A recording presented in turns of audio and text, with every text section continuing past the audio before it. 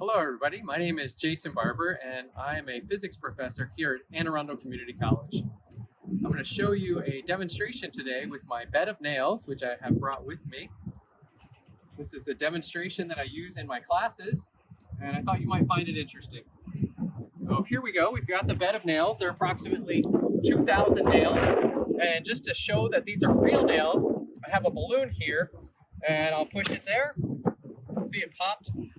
And now, if I dare, I'm going to try laying down on it, and we'll see how that works out.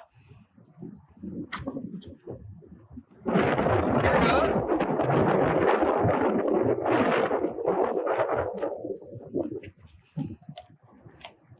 So there we go. And I'm laying down, and all of my weight is on the bed of nails right now, and I'm perfectly safe. So let's look into why that works. Take another balloon, just like the one I had before.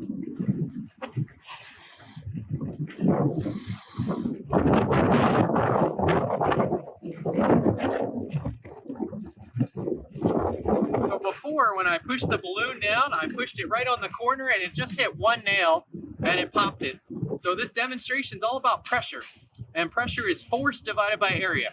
So if I put the balloon here and then I set a textbook on it, you can see it doesn't pop because the weight or force is being spread out over a larger area.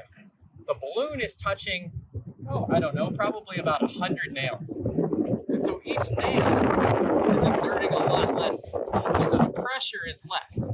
So there you go, you can see 3 physics books. That's already over 10 pounds that balloon is supporting, and the nails aren't popping it. I'll put my hands right on top. You can see I'm not supporting the weight of the books. It's all the nails, and we'll just keep going here until we run out of books. I don't think I brought enough books with me today, but that's okay. You can see the point was not to pop the balloon, but to see how strong it really is when you spread out the force over a larger area.